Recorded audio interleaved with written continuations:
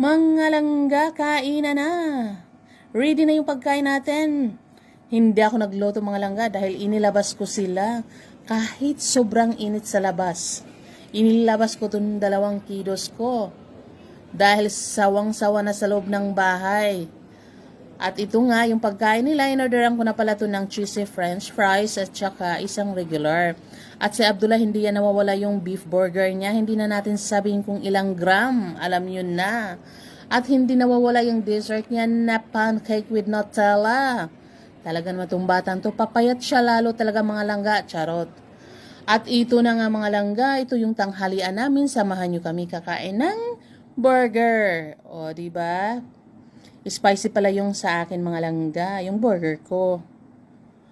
At maya-maya, uwi na kami. So anong pa inaantay natin mga langga? Samahan nyo kami sa aming lunch. O di